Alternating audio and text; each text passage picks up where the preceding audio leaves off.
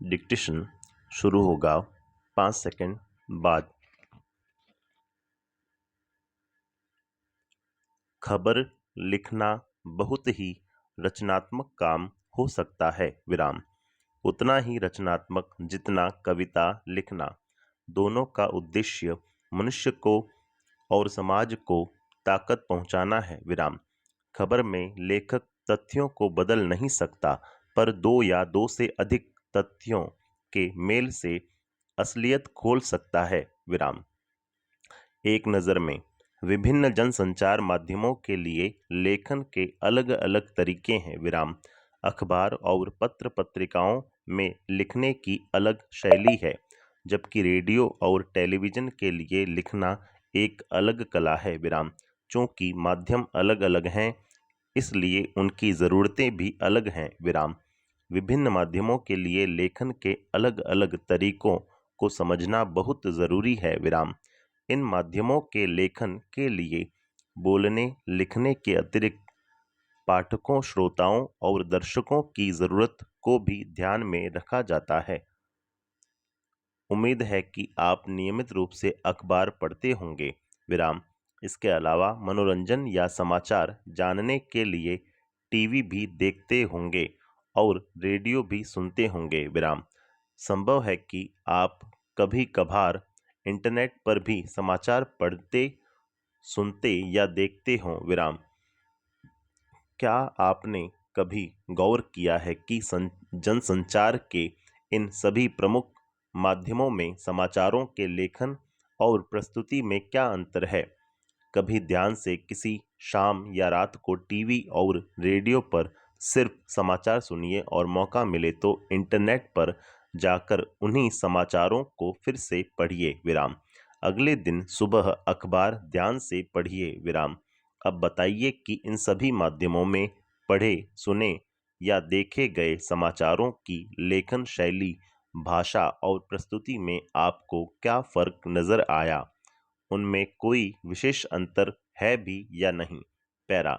निश्चय ही इन सभी माध्यमों में समाचारों की लेखन शैली, भाषा और प्रस्तुति में आपको कई अंतर देखने को मिले होंगे विराम।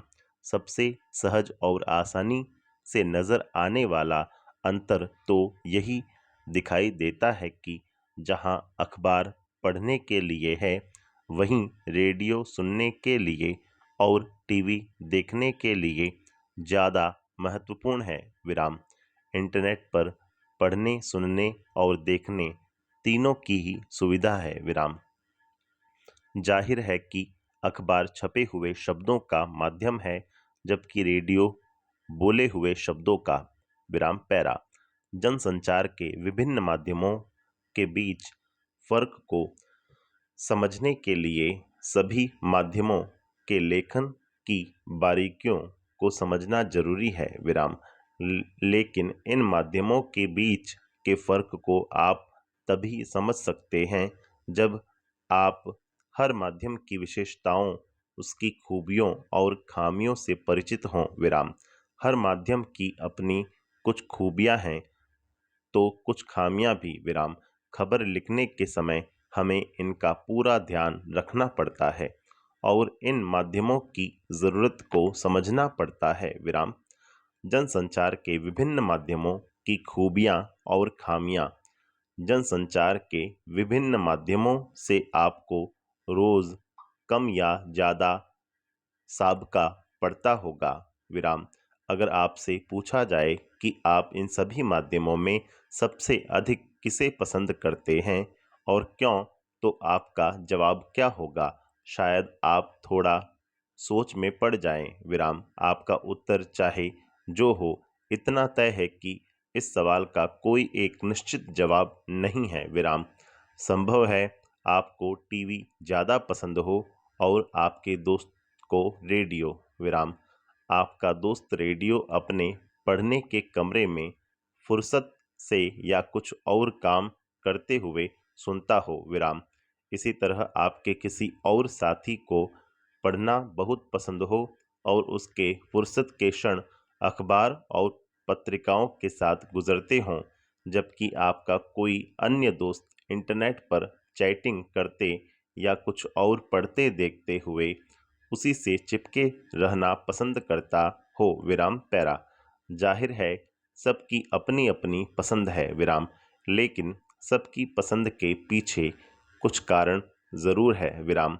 आप या आपके अन्य दोस्त अलग अलग जनसंचार माध्यमों को इसलिए अधिक पसंद करते हैं क्योंकि उनकी विशेषताएं, खूबियां आपकी या आपके अन्य दोस्तों के मिजाज, रुचियों, ज़रूरतों और पहुंच के अनुकूल हैं विराम। स्पष्ट है कि हम सब अपनी अपनी रुचियों, ज़रूरतों और स्वभाव के मुताबिक माध्यम चुनते और उनका इस्तेमाल करते हैं विराम।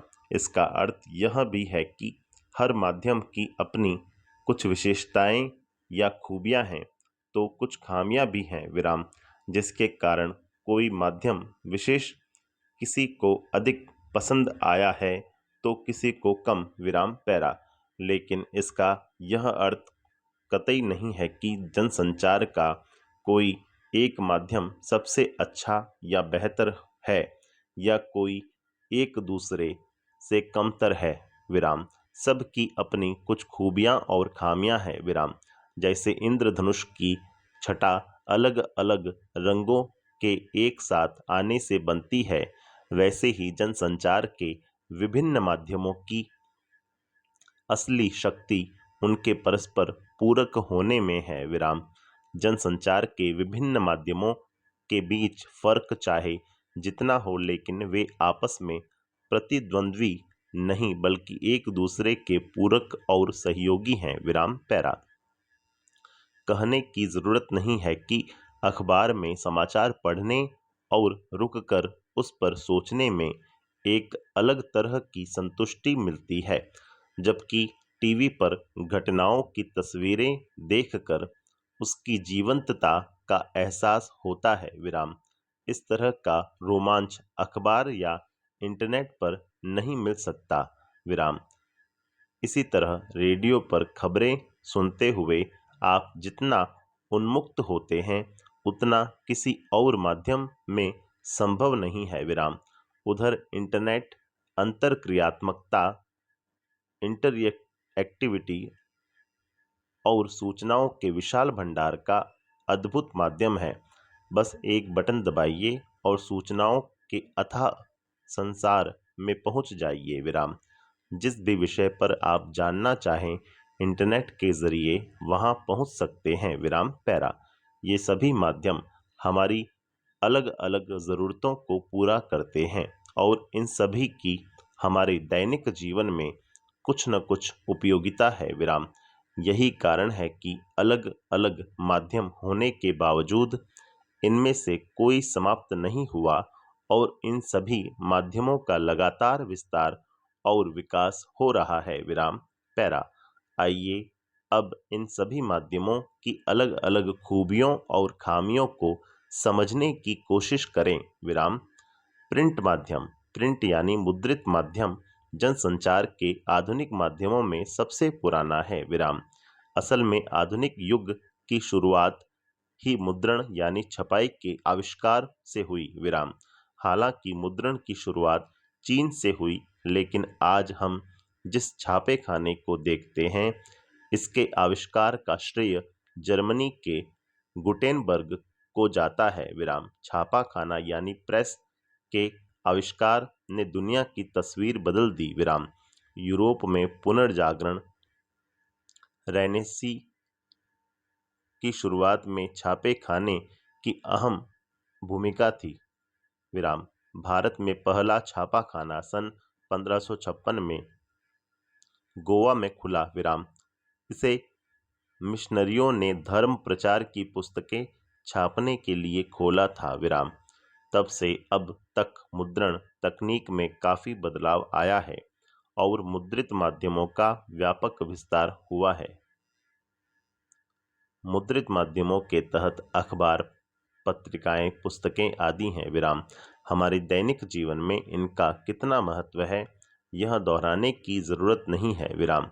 मुद्रित माध्यमों की सबसे बड़ी विशेषता या शक्ति यह है कि छपे हुए शब्दों में स्थायित्व होता है विराम, उसे आप आराम से और धीरे धीरे पढ़ सकते हैं विराम।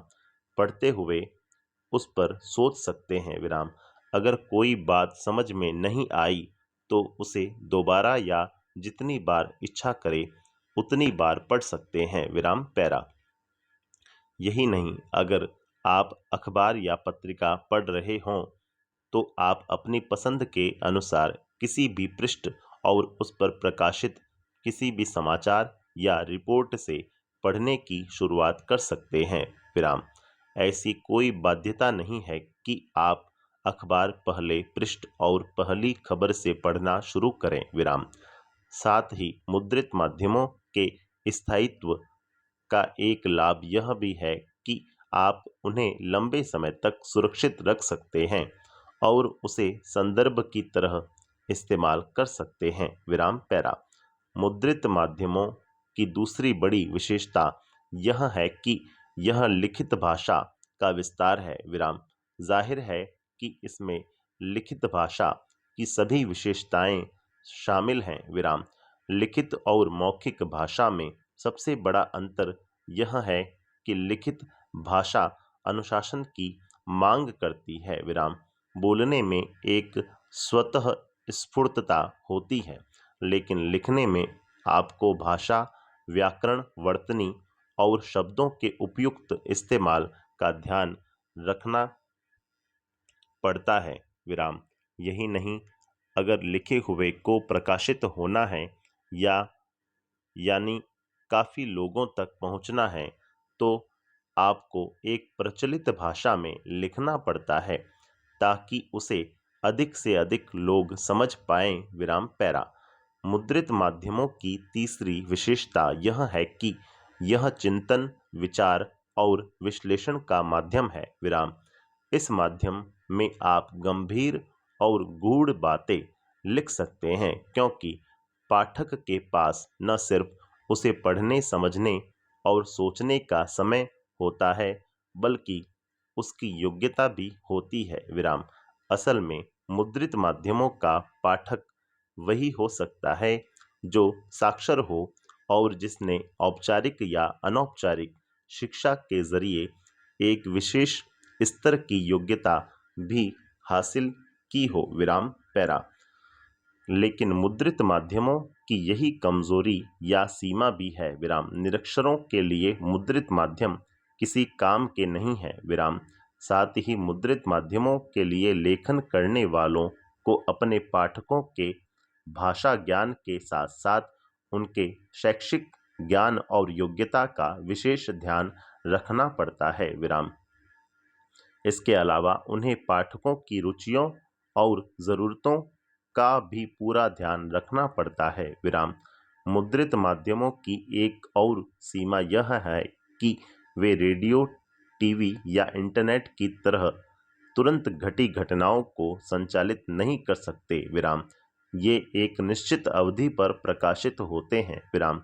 जैसे अखबार 24 घंटे में एक बार या साप्ताहिक पत्रिका सप्ताह में एक बार प्रकाशित होती है विराम। अखबार या पत्रिका में समाचारों या रिपोर्ट को प्रकाशन के लिए स्वीकार करने की एक निश्चित समय सीमा होती है जिसे डेडलाइन कहते हैं विराम। कुछ अपवादों को छोड़कर समय सीमा समाप्त होने के बाद कोई सामग्री प्रकाशन के लिए स्वीकार नहीं की जाती विराम। इसलिए मुद्रित माध्यमों के लेखकों और पत्रकारों को प्रकाशन की समय सीमा का पूरा ध्यान रखना पड़ता है विराम पैरा। इसी तरह मुद्रित माध्यमों में लेखक को जगह, स्पेस का भी पूरा ध्यान रखना चाहिए विराम। जैसे किसी अखबार या पत्रिका के संपादक ने अगर आपको 250 शब्दों में रिपोर्ट या फीचर लिखने को कहा है तो आपको उस शब्द सीमा का ध्यान रखना पड़ेगा विराम। इसकी वजह यह है कि अखबार या पत्रिका में असीमित जगह नहीं होती विराम। साथ ही उन्हें विभिन्न विषयों और मुद्दों पर सामग्री प्रकाशित करनी होती है विराम। महत्व और जगह की उपलब्धता के अनुसार वे निश्चित करते हैं कि किसे कितनी जगह मिलेगी। विराम पैरा। मुद्रित माध्यम के लेखक या पत्रकार को इस बात का भी ध्यान रखना पड़ता है कि छपने से पहले आलेख में मौजूद सभी गलतियों और अशुद्धियों को दूर कर दिया जाए, क्योंकि एक बार प्रकाशन के बाद वह गलती या अशुद्धि वहीं चिपक जाएगी। विराम उसे सुधारने के लिए अखबार या पत्रिका के अगले अंक का इंतजार करना पड़ेगा। विराम यही कारण है कि अखबार या पत्रिका में यथासंभव कोशिश की जाती है कि कोई गलती या अशुद्धि न छप जाए। विराम इसके लिए अखबार पत्रिकाओं में संपादक के साथ एक पूरी संपादकीय टीम होती है, जिसकी मुख्य जिम्मेदारी प्रकाशन के लिए जा रही सामग्री से गलतियों और अशुद्धियों को हटाकर उसे प्रकाशन योग्य बनाना है। रेडियो श्रव्य माध्यम है। विराम इसमें सब कुछ ध्वनि, स्वर और शब्दों का खेल है। विराम इन सब वजहों से रेडियो को श्रोताओं से संचालित माध्यम माना जाता है। विराम रेडियो पत्रकारों को अपने श्रोताओं का पूरा ध्यान रखना चाहिए। विराम इसकी वजह यह है कि अखबार के पाठकों को यह सुविधा उपलब्ध रहती है कि वे अपनी पसंद और इच्छा से कभी भी और कहीं से भी पढ़ सकते हैं। विराम अगर किसी समाचार लेख या फीचर को पढ़ते हुए कोई बात समझ में नहीं आई तो पाठक उसे फिर से पढ़ सकता है या शब्दकोश में उसका अर्थ देख सकता है या किसी से पूछ सकता है।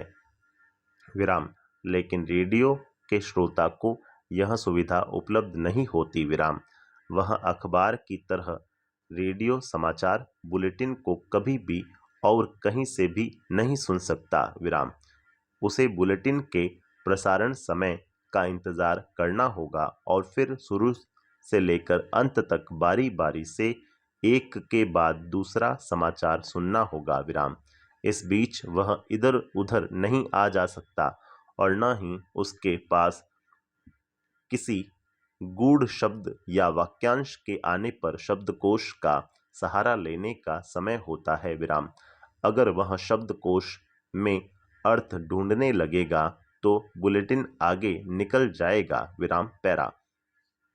स्पष्ट है कि रेडियो में अखबार की तरह पीछे लौटकर सुनने की सुविधा नहीं है। विराम अगर रेडियो बुलेटिन में कुछ भी भ्रामक या अरुचिकर है तो संभव है कि श्रोता तुरंत स्टेशन बंद कर दे। विराम दरअसल रेडियो मूलतः एक रेखीय लीनियर माध्यम है और रेडियो समाचार बुलेटिन का स्वरूप, ढांचा और शैली इस आधार पर ही तय होता है। विराम रेडियो की तरह टेलीविजन भी एक रेखीय माध्यम है, लेकिन वहाँ शब्दों और ध्वनियों की तुलना में दृश्यों, तस्वीरों का महत्व सर्वाधिक होता है। विराम टीवी में शब्द दृश्यों के अनुसार और उनके सहयोगी के रूप में चलते हैं। विराम लेकिन रेडियो में शब्द और आवाज ही सब कुछ है।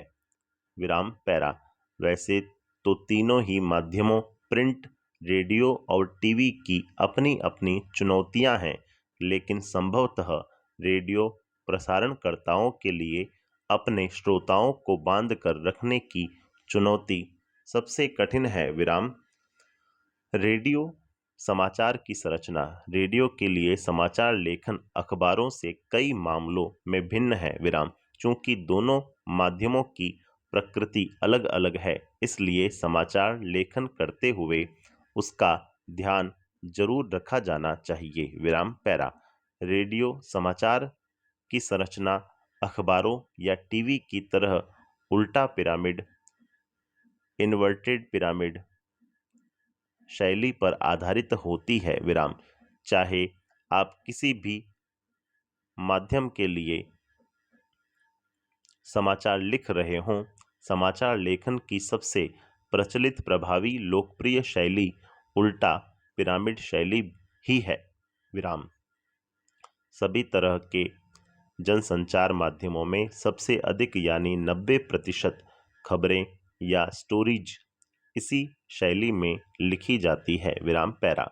उल्टा पिरामिड शैली में समाचार के सबसे महत्वपूर्ण तथ्य को सबसे पहले लिखा जाता है और उसके बाद घटते हुए महत्वक्रम में अन्य तथ्यों या सूचनाओं को लिखा या बताया जाता है। विराम। इस शैली में किसी घटना, विचार, समस्या का ब्यौरा कालानुक्रम के बजाय सबसे महत्वपूर्ण तथ्य या सूचना से शुरू होता है। विराम। तात्पर्य यह कि इस शैली में कहानी की तरह क्लाइमैक्स अंत में नहीं बल्कि खबर के बिल्कुल शुरू में आ जाता है। विराम। उल्टा पिरामिड शैली में कोई निष्कर्ष नहीं होता। विराम पैरा। उल्टा पिरामिड शैली के तहत समाचार को 3 हिस्सों में विभाजित किया जा सकता है: इंट्रो, बॉडी और समापन। विराम।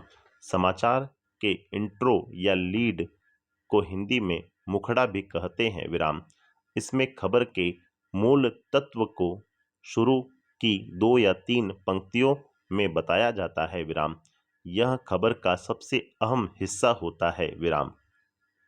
इसके बाद बॉडी में समाचार के विस्तृत ब्यौरे को घटते हुए महत्वक्रम में लिखा जाता है। विराम।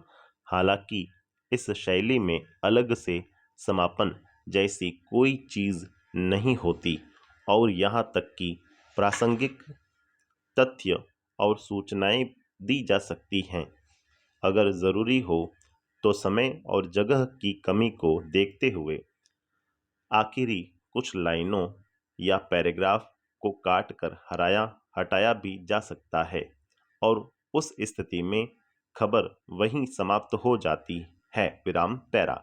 रेडियो समाचार के एक इंट्रो पर गौर कीजिए। उत्तर प्रदेश के उन्नाव जिले में एक बस दुर्घटना में आज 20 लोगों की मौत हो गई। विराम। मृतकों में 5 महिलाएं और 3 बच्चे शामिल हैं। विराम। एक और उदाहरण देखिए। महाराष्ट्र में बाढ़ का संकट गहराता जा रहा है। विराम। राज्य में बाढ़ से मरने वालों की संख्या बढ़कर 465 हो गई है। विराम। रेडियो के लिए समाचार लेखन बुनियादी बातें। रेडियो के लिए समाचार कॉपी तैयार करते हुए कुछ बुनियादी बातों का ध्यान रखना बहुत ज़रूरी है। विराम। साफ सुथरी और टाइप्ड कॉपी। रेडियो समाचार कानों के लिए यानी सुनने के लिए होते हैं, इसलिए उनके लेखन में इसका ध्यान रखना ज़रूरी हो जाता है। विराम। लेकिन एक महत्वपूर्ण तथ्य नहीं भूलना चाहिए कि सुने जाने से पहले समाचार वाचक या वाचिका उसे पढ़ते हैं और तब वह श्रोताओं तक पहुंचता है। विराम। इसलिए समाचार कॉपी ऐसे तैयार की जानी चाहिए कि उसे पढ़ने में वाचक वाचिका को कोई दिक्कत नहीं हो। विराम। अगर समाचार कॉपी टाइप्ड और साफ सुथरी नहीं है तो उसे पढ़ने के दौरान वाचक वाचिका के अटकने या गलत पढ़ने का खतरा रहता है और इससे श्रोताओं का ध्यान बंटता है या वे भ्रमित हो जाते हैं। विराम पैरा। प्रसारण के लिए तैयार की जा रही समाचार कॉपी को कंप्यूटर पर ट्रिपल स्पेस में टाइप किया जाना चाहिए। विराम। कॉपी के दोनों ओर पर्याप्त हाशिया छोड़ा जाना चाहिए। विराम। एक लाइन में अधिकतम 12-13 शब्द होने चाहिए। विराम। पंक्ति के आखिर में कोई शब्द विभाजित नहीं होना चाहिए और पृष्ठ के आखिर में कोई लाइन अधूरी नहीं होनी चाहिए। विराम। प्रत्येक लाइन में कितने शब्द हैं इस बारे में एक सुसंगतता होने से बुलेटिन के संपादक को यह तय करने में सुविधा होती है कि कुल शब्द संख्या के आधार पर कितनी खबरें लेनी है और किस खबर को कितना बड़ा लेना है। विराम। समाचार कॉपी में ऐसे जटिल और उच्चारण में कठिन शब्द, संक्षिप्ताक्षर, एब्रिविएशंस अंक आदि नहीं लिखने चाहिए जिन्हें पढ़ने में जबान लड़खड़ाने लगे। विराम पैरा। अंकों को लिखने के मामले में खास सावधानी रखनी चाहिए। विराम। जैसे 1 से 10 तक के अंकों को शब्दों में और 11 से 999 तक अंकों में लिखा जाना चाहिए। विराम। लेकिन